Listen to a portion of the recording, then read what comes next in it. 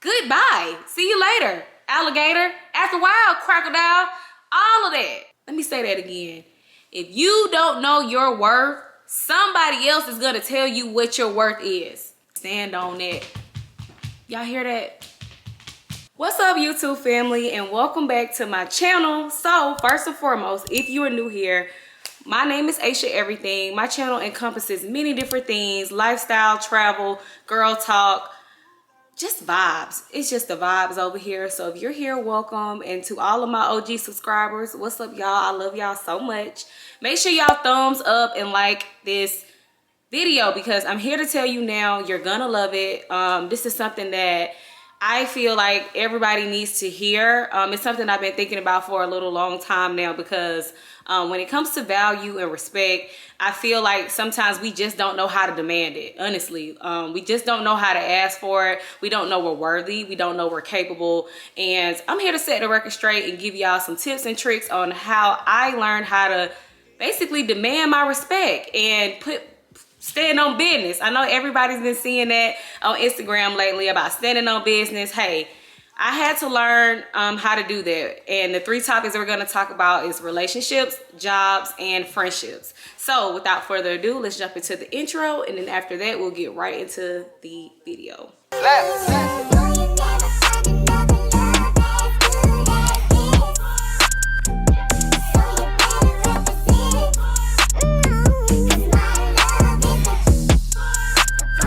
Type of way to demand respect and show your value, obviously, let's start with jobs. So I'm gonna tell y'all a little backstory. Each part that I'm gonna talk about in this video, I'm firstly gonna give you guys a backstory, because I want you guys to understand my world, and again, how I trailblazed and I kind of got over, honestly, learning my respect and knowing my respect. So this happened in 2018. I think 2018 is when my life changed, and I mean life changing as when I learned my value and I decided to stand on my respect. In 2018, I was making like $16 an hour. I think during that time I was working at Comcast. I was a traffic coordinator at Comcast, and I was making like $16 an hour, y'all. Crazy enough, I got my first apartment in 2017 where I was living by myself. I was living paycheck to paycheck. Like, when I think back on that time, I'm just like, wow, how did I do that? Like, I think the job I had prior to working at Comcast, I maybe was making about 15 something an hour, 14-ish an hour. I can't remember, but what I do remember is my rent at the time was like $1,200. Yes, this was in 2018. My rent for a one bedroom, it was like 600 square foot. It was $1,200 or $1,100, something up in there. And then, you know, when you add power, everything else, I'm paying like $1,500. Now, if you do the math, somebody that's making $15 to $16 an hour and working your standard 80 hours a week, every 2 weeks, I think I was bringing home right at like $2,000 a month or something like that. I was not making no money. Mind you, I had a car note as well. My car note at the time was $260. So this was during the time in my life where I can say I was getting out of the mud. I made it look very good, but I was struggling. I really was. It was very hard. You know, I basically was living off of less than $150 a month. It wasn't eating no crab legs. It wasn't lamb chops. It wasn't buying no design. It was none of that. It was literally working to survive and pay my bills, and that was it. And looking back, I'm proud of that, because it literally made me the woman I am today. This is when I first learned how to make lemons out of lemonade, how to barbecue instead of meal doing. This was around that time. So 2018, again, I'm still making about 16-ish an hour. I started doing this part-time job called Appin, and this was like giving me, I think I was making like $10 a day, and all I had to do was like do these surveys on my phone, right? They would ask me probably like, what, 30 questions, and then they would give me $10 every time I did it. Again, I'm doing these surveys 5 days a week. So, you know, again, I did things on the side to make more money, but it still just wasn't cutting it. So I was applying for jobs all the time. $2,000 a month equates to about like less than 30 something K a year, or right at 30 a year. Obviously, you know, with taxes not taken out, I was making like at least maybe 35 gross. My gross was like 32, 35 K a year, but what I got to keep was absolutely less than that, right? So I'm looking for a job now, and I'm like, okay, I need to at least make 40,000, 45. 45 was where I was wanted. I was like, okay, if I can find a job and I'm making at least 45K, you know, I'm gonna be in the building, I'm gonna be good. That's perfect for me. Like, this was my mindset, right? So I'm just like, okay, let me just keep applying, keep applying. I applied to so many jobs, went through so many interviews. I remember around this time, I would go into work and I would just be so sad. I was driving all the way to Alpharetta, and I'm just like, I have my master's. I'm thinking of my life, and I'm like, I did all the things right in my opinion, and I still can't get the money. Why are people not seeing my value? Why do people look at my resume and it's not commuting to money? Why are they not seeing that, right? So fast forward, I finally ended up applying at this job, and I was just like, okay, I pray I can get on at this job. Like, what I gotta do, like, I'm praying, right? And I looked it up on Glassdoor. I used Glassdoor, and I said, okay, it look like they paying people over here. Let me try and shoot my shot. So I shot my shot. I sent in my resume, and the lady ended up calling me back and was like, okay, you know, we want to do an interview with you. So I'm ecstatic now. I'm like, okay, cool. So I went through the interviewing process and did my due diligence through the interviewing process. I met my manager, who was going to be my manager for the next 3 years. I didn't know at the time. A beautiful, strong black woman. Now, I know a lot of times we say, like, you know, black people don't be looking out, or we be hating on each other. That is not always the case. This beautiful, beautiful queen, Miss Sherry, I love you. If you ever watch this video, Miss Sherry is who let me know what my value was, who I was, and gave me the respect that I did not have for myself at the time. How she did that was, okay, so she told me, she was like, I'm gonna hire you. I think you have the credentials.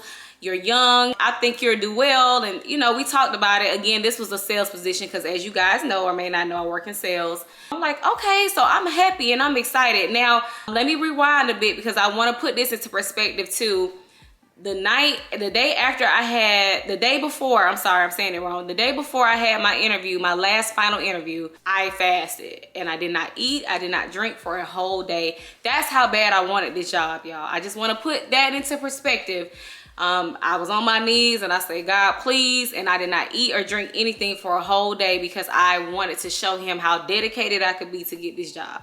Now, I got the job, right? So Sherry's like, oh, well, how much did you tell them, you know, that you wanted for the position? And I was like, oh, I told her like 40 to 45. Like, that's what I said. She said, what? This is what my boss said. She said, what? And I said, yeah, I told her like 40 to 45. She said, don't let me ever. She was like, don't let me ever hear you say that again. You told her what? And I said, I'm like, lady, that's good. Like, right now I'm making like 32 to 35K. That's a whole $10,000 raise. I'm like, what am I missing, right? This sweet angel of a lady told me, that is why us, and she was talking about us, she said, that's why we can't get ahead, because we shoot so low when we need to be shooting for the stars. She said, you tell that lady, now that you have your offer letter, you tell her, hey, I won't be accepting nothing less than $55,000. Now, back then, for me, I ain't gonna lie, that wasn't even in my mind. I was just like, 55, please. Like, I was what, 25? Was I 25 years old around that time? 25, 26, I can't remember. But I'm like, please, nobody's paying me that kind of money. That's how small-minded I was. That's how less of knowing my value and demanding the respect. I didn't have it. I didn't know. Nobody told me. All my elders, all the people around me who are working in my type of work, in my capacity, they wasn't getting to over 6 figures or having even half of 6 figures until they was like in they 35 plus almost. And so I'm like, there's no way somebody's gonna pay me that, and I'm 25. This is just what's going on in my head, right? So she was like, you make sure you call her back and you tell her you want 55. So I was like, okay, you know, I'm just like, whatever. So I ended up telling the lady this, and when I tell y'all, that lady was like, okay. It wasn't no rebuttal, it wasn't no confusion, it wasn't no, oh, we can't give you that. That was the first time. This happened to me in 2018. That was the first time in my life where I understood that sometimes the tongue, and even God says this, it's the tongue. We say things and we don't even know that we could be diminishing what God really has for us. We don't know that we could be receiving less than what God has for us. And at that moment, I said, wow, God, you put this lady in my life to show me, like, I'm out here asking for pennies on the dollar. I should be asking for the full dollar.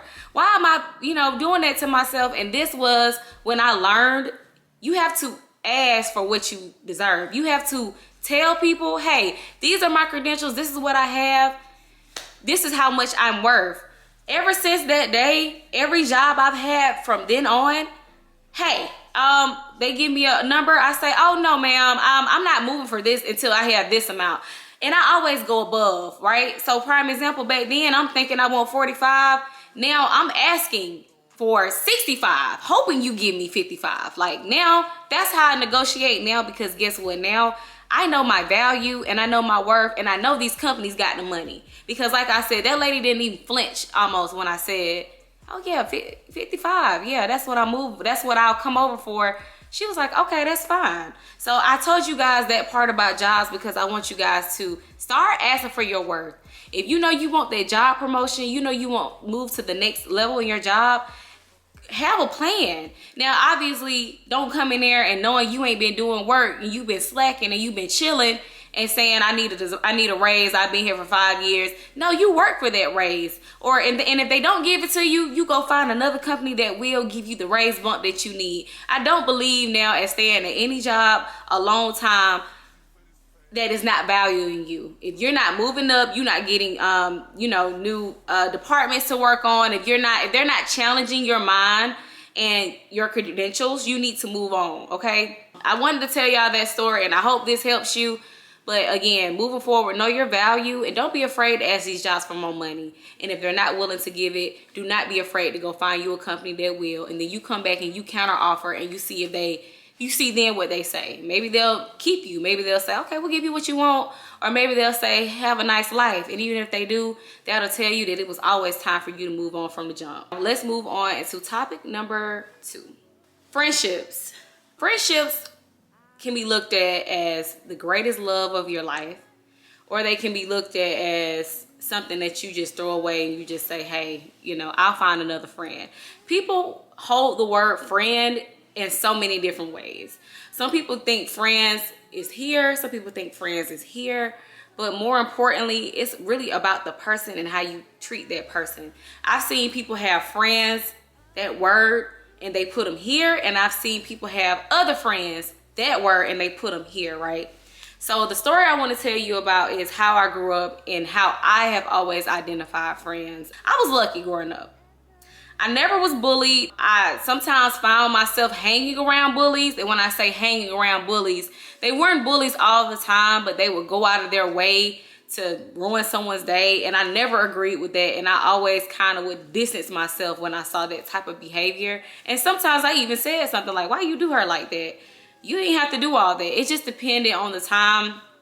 Now, what I did go through, although I did not experience bullying, I experienced, I don't know what kind of word I could use for this, but friendship oppression, maybe. Like people who are my real friends and us getting into arguments or us having, not seeing things the same and some words being exchanged. I've always had a problem, or I always found it hard growing up to kind of like put my friend in their place. I always had a hard time doing that because if I care about you and you're somebody that I love, someone that I trust, it's hard for me to hurt your feelings, right? It's hard for me to come right back at you. Even if you've done those things to me, it was so hard for me. And I remember going through this with one of my friends.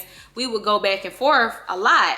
And I always kind of let her light shine and dim mine so that she could get her point across, because I genuinely did not want to take it there. I just didn't. I didn't want to lose her as a friend. So I found myself a lot of times, dimming my light. I had to learn how to get over this, right? I had to learn how to grow out of it. And when I started to see, okay, why do I have to dim my light to let her shine? Why do I have to let her do what she do? And I kind of got to like sit back in the corner. This is when I started realizing, I don't know if this girl is my friend for real. And I say that because we will go through different things, right? Y'all know, like when you in high school and your boyfriend or you got a little guy you like, got a crush on them. I would realize every guy I had a crush on, she had a crush on. And because I loved her so much, I would kind of like let her do that. Like, hey, miss one next 15, one coming. Ain't that's what Gucci Man said? So I'm like, I'm not pressed because I know that I'm going to get somebody, or I know that it's other fish in the sea. I'm not pressed. But she was always so pressed. And I think it would hurt her when the guys that she was interested in, they were always interested in me. And again, I'm shushing them away, and I'm like sending them her way because I'm like, hey, you know, she wants you. I'm good. You know, we cool, but I don't want to step on my friend's toes, right? This is a friend of mine. Again, we no longer friends if y'all haven't listened to this story closely enough, but everybody was her boyfriend. She liked everybody. So honestly, at some point, I almost felt like it wasn't nobody left for me. It wasn't nobody left for me because she was interested in these guys. And I'm not meaning in a way like she was having sex or, you know, having relations with them. I'm more so saying if she liked you, you was walking her to class, you was around, she was hanging out, all of these things, right? So as time went on, I started feeling to myself like, I don't know if this girl values me as her friend and respects me in this friendship. I felt like, you know, she's taking my kindness as a weakness, and I don't like that because I'm not weak. I just care about you. I go toe to toe with anybody. I'll put anybody in their place, especially a stranger, somebody off the street. But when it came to my friends, I always had this soft spot because I'm a Taurus. I'm a full-blooded, and no, it's not going down like that. I'm not that kind of person, but if I love you, I'm gonna tone myself down. I'm gonna retract a little bit, right? So when I started to see how she was treating me, I said, you know what? I gotta stand on business. That goes back to that. I gotta start standing on business, and I gotta start treating her like I treat everybody else that try me. And I went toe to toe to her one day. I did. I went toe to toe with her one day. And it was all this back and forth. Like, it was a mess. But one thing I will tell you, when I showed her who I really was, and I put my big girl panties on, and I put my Popeye the Sailor Man spinach in my mouth, and them muscles came out, she never did that to me again. She never had that energy with me again. Told y'all this story to say, no matter if somebody is your friend or even somebody on the street, you let people know who you are. Don't let anybody feel like they can treat you any kind of way. This is more so for my passive viewers. I have a lot of passive friends, a lot of non-confrontational friends, and I had this same conversation with them. When somebody show you you need to show yours right back. And it can be in a respectful manner. It doesn't have to be in a, oh girl, I'm gonna put my hands on you, let's fight, let's duke it out. No, you show them like, you will not talk to me like this. I will demand your respect, and you will show me respect. And I had to learn throughout my adolescence, I need to have that energy with somebody off the street, and I need to have that energy with somebody who should be my friend. And if I have to go toe to toe with you and tell you to respect me and value me and stop diminishing me, stop dimming my light, we're not friends. Me and that young lady moved on. Don't have nothing negative to say about her. Don't even know what she's doing these days. Hope she's doing well. But I had to put my foot down. I had to let it be known, you will not treat me like this. And if you're dealing with that and you have a friend who is talking to you crazy, or you telling them about your dreams and aspirations, and they kind of like not giving you constructive criticism, not supporting you, not being there for you, you need to get them the door. You need to tell them to go ahead, because that's what people who are not there for you will do. You will tell them about opportunities. They will laugh in your face, and they will talk about you behind your back. They will do anything to not see you move forward. And I don't think that's a friend. I don't think friendship should be like that. Going through that at such a young age taught me, at this big age, at 31, nobody in their right mind can handle me any kind of way. Nobody. Because I learned how to handle myself. I learned how to handle myself in different types of environments with different kind of people. I can't remember if my dad or my mother told me this. Probably was my dad. My dad is so wise. He told me the way God works, he's gonna keep putting the same type of situations in your life until you learn how to handle it. For many years, I found myself having the same type of friends, right? And this more so is high school. Definitely not talking about college and beyond. I learned very fast, okay? But I found myself having the same kind of friends where I really didn't know if you was really there for me, you were really my friend, or you just wanted to be associated with me, but treat me like I learned fast. And what I also learned was, I'm not begging anybody to be my friend. If you don't want to be my friend and you don't want to be in my corner, to hell with you. Hopefully this touches somebody, because my intention is for you guys to start looking at your friends and start seeing right through them. It's a difference to me. A best friend, sister, friend, associate, those all have very different meanings to me. The weight and the value I hold on somebody I call a best friend, a sister, is completely different from the weight and value I hold of somebody I call a friend or an associate. And I love all my people. I love everybody who is associated with me, but at the end of the day, I'm not holding everybody to the same standards. I'm just not. And as soon as I find out that any of those four are bad mouthing me behind my back and out here, I'm gonna put in their face every time. Every single time.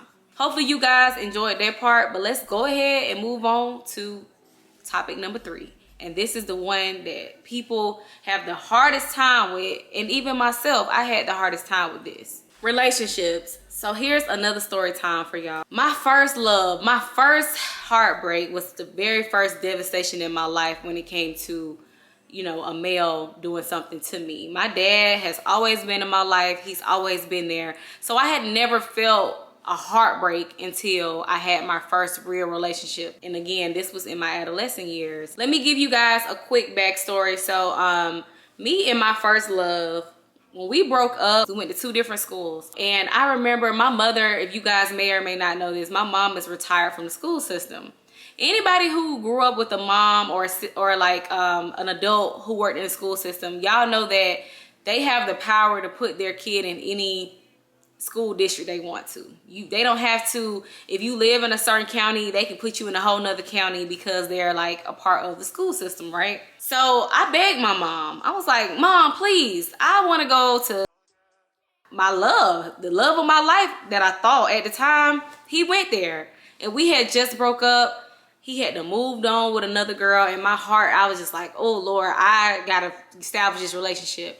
Any of you ladies who have had your first and your first love, maybe y'all know that pain you feel when that ended, and then when that has ended, when it ends. That's how I felt. I was distraught.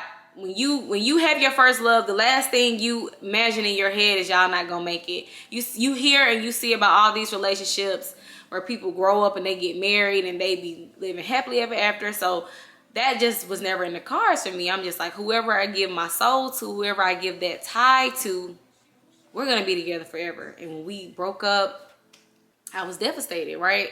So I'm begging my mom. I'm like, Mom, can you send me to this school? I want to go to this new school because he's there and I want to see if we can get back together. Maybe he broke up with me because I go to a different school. He's not seeing me every day. So I'm like, let me go to this school so that him and I can connect, and maybe he'll love me again. Maybe he'll want to be with me again. These are all the things going on in my mind. So my mom,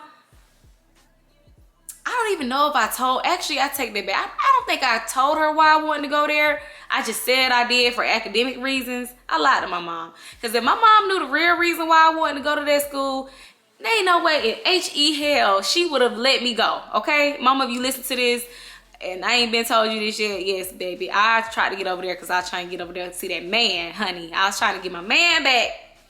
But yeah, I get over there. Now I'm the new girl on the block. My mom went crazy. She had bought me all these new clothes. My hair, had my red hair with that wrap. Y'all know that's how we was wearing it back in, what was that, 2008, 2007, around that time. So yeah, I got my fresh wrap. I got my fresh outfit on. I'm coming in and stepping. So everybody like, ooh, the new girl, the new girl. I mean, I had the block was whispering. The block was hot. I'm not even gonna lie. And anybody who went to school with me during that time, that was my 10th grade year, they are a freaking hater if they ever come out and say that wasn't you. No, they was checking for me, okay? When I got to the school, honey, they was checking for me because I was the new girl on the block and I was fresh and my hair looked good. Where my man at? I'm like, I ain't here for all the new guys was checking for me, like, who the new girl, da da da da. All the new girls was like, oh, who this new girl, da da da. Some of them wanted to be my friends, some of them wanted to fight me. It was a mess, honey, I'm not gonna lie. But I was not focused on that. I was like, where he at? So I'm trying to find him. He didn't know I was gonna be going there. So I'll never forget, you know, I think this was like the first time I finally see him in the hallway. So I'm excited. I'm like, yes, he finna see me. He finna be like, dang, Asha go here now. Y'all, it's so funny now telling this story, but at the time I was on my knees. I was sick. He finally seeing me, so I'm ready. I'm looking good. I'm walking in the hallway like, yeah, he finna see me and be like, yeah, let's get back today. I'm ready. He walking down the hallway holding hands with the girl he left me for. So this is what I didn't think about. She was a year younger than us. So I'm thinking to myself like, oh, when she come, I just didn't know. She could have went to his school or the school I left from. I didn't know what, or it was another school named Alcovey at the time. It was a toss-up. She had 3 schools to pick, but obviously, why wouldn't she pick to go to the school her boyfriend is at? Duh, that's the same thing I would have did, girl. They walk and hold hands, and when I tell y'all my heart dropped into the pits of hell, my heart dropped, y'all. I was sick. And I said, wow, I done did all this to come salvage this relationship, and he done moved on. I even think him and I had a class together, and it was torture because we have a class together now. I have to see you every day, and you have a girlfriend. You're not even really studying me for real. He was studying me later on in life, though. And you know what? I ain't even gonna put all that out, but just know, it always be like that. When you don't care no more, they come back, right? But at that time, he wasn't trying to come back. So now I'm in a deeper hole than I was in before. Before, I was at a different school. I could have found me another boyfriend. I could have been on to the next. But now I'm here with him, and I gotta watch him be in another relationship. I told you guys this story to tell y'all. This was when I had to pull myself up again by the bootstraps. I had to put my big girl panties on, and I had to say, you know what? To H-E double hell with him. I know my worth. I am smart. I am ambitious. I'm a nice looking young lady. My hair is looking nice. My clothes. I can find me somebody else. Why am I worried about him? Why did I do all of this? And I had to sit and I had to have a talk with myself, and I had to tell myself, you did all of this, Asha. It wasn't worth it in the end. It wasn't. It toughened me up, and it made me realize in that quick instant, baby, you better learn your worth. Because anytime you gotta chase a man and you feel like you gotta prove yourself on why somebody need to be with you, you already got the game backwards. You already backwards. You shouldn't have to do that. I shouldn't have had to do that. I shouldn't have had to uproot myself, leave all my friends behind at my school, go to another school with hopes of being, I shouldn't have had to do that. If he couldn't see my value and my worth from the jump, bye. And I learned that, y'all. It's crazy. I learned that at such a young age, but it held me down, and it showed me, and it taught me into where I grew up. And in my adult years, nobody can play with me. Nobody can play with me. If you don't want me, if I'm not of value to you, you don't find substance in me, bye. Goodbye. See you later, alligator. After a while, crocodile, all of that. Like, there's nothing to be said. No man can diminish my value these days. They just can't. No man can tell me anything about myself, because I know I'm bad. And what I mean by bad, I got my life together. I'm a healthy. I mean, the list goes on. I bring so much to the table, and I'm not propositioning, myself anymore to any man. When you meet me and I'm going on dates, we talking about whatever, but I'm not selling myself no more. I don't have to sell myself to anybody. If you don't want me genuinely from what you've seen, you should already know what I bring. You should already know what I'm on. I'm not selling myself to no man. I'm not explaining myself. I don't have to do that now, because I learned at a very young age, baby, you better know your worth or nobody else will. If you don't know your worth, others will tell you what your worth is. Let me say that again. If you don't know your worth, somebody else is going to tell you what your worth is. That's in jobs, friendships, relationships, across the board. You don't know your worth, somebody else is going to tell you what it is. And if you guys haven't learned anything from this girl talk, this story time, learn your value, know your value, and stand on it. Y'all hear that? Stand on business. You are competent, you are confident, you are beautiful, you are worthy, you are of value. You're all of the things, sis. And don't let anybody, whether it's a relationship, a friendship, your job, don't let anybody try to tell you what your worth is. So hopefully you guys enjoyed this girl talk. I know it's like story talk / girl talk, but I just want to always provide transparency and perspective when I talk about these things. Every day I'm still working on this. I don't have it all figured out. I'm still working on knowing my value, demanding that respect.